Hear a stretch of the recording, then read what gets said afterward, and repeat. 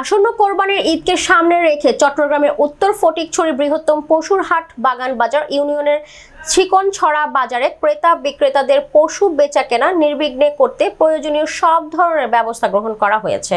বাজারে আসা যাওয়ার ক্ষেত্রে কেউ বাধার সম্মুখীন হলে তাৎক্ষণিকভাবে প্রতিরোধ করা সহ বাজারকে পূর্বের ন্যায় ফিরিয়ে আনার জন্য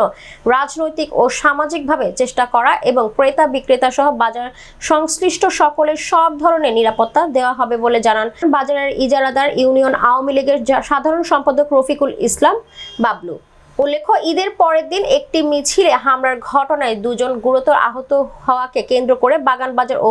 চিকনছড়া বাজারে পশু ব্যবসায়ীদের মধ্যে আতঙ্ক সৃষ্টি হয়।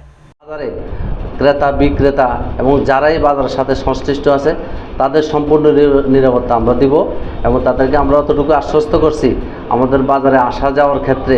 যেখানে যদি যে কোনো পরিস্থিতি যদি কোনো সমস্যা হয় তাহলে তাৎক্ষণিক আমরা ওইখানে গিয়ে সেটা আমরা প্রতিরোধ করি। ঈদের পরের দিন আমাদের ছাত্রলীগ যুবলীগের একটা শোডাউনে যে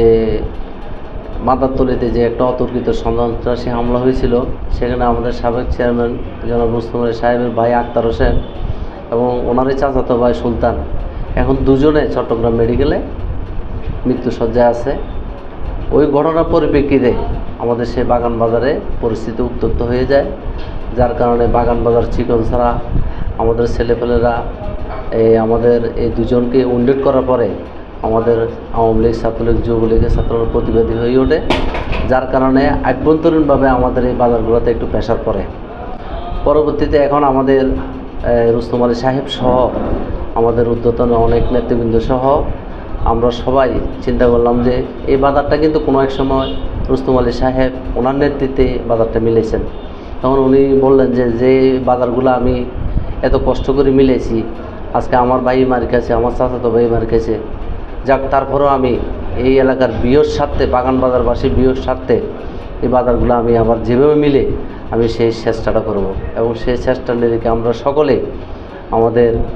এই ছাত্রলীগ যুবলীগ আওয়ামী লীগের যারা নীতি নির্ধারক আছে রুস্তম ভাইয়ের পরামর্শে এবং আমাদের ঊর্ধ্বতন নেতৃবৃন্দর পরামর্শে সে বাজারগুলো আমরা পুনরায় আবার আগের ন্যায় মিলাইতে সক্ষম হয়েছি। আজকে আপনারা দেখছেন অনেক গরু আসছে, ব্যবসায়ী আসছে, নতুন করে যেহেতু একটু গ্যাপ গেছে এই ব্যবসা একটু কম আসছে, তারপরেও মোটামুটি শান্তিপ্রিয়ভাবে মানুষ আজকে বাজারে অবস্থান করছে। আমরা এই বাজারগুলোকে আবার পূর্বের ন্যায় ফিরিয়ে আনার জন্য আমরা সকলে রাজনৈতিকভাবে সামাজিকভাবে চেষ্টা করব ইনশাল্লাহ এবং বাজারে ক্রেতা বিক্রেতা এবং যারাই বাজারের সাথে সংশ্লিষ্ট আছে তাদের সম্পূর্ণ নিরাপত্তা আমরা দিব এবং তাদেরকে আমরা অতটুকু আশ্বস্ত করছি আমাদের বাজারে আসা যাওয়ার ক্ষেত্রে যেখানে যদি যে কোনো পরিস্থিতি যদি কোনো সমস্যা হয় তাহলে তাৎক্ষণিক আমরা ওইখানে গিয়ে সেটা আমরা প্রতিরোধ করব।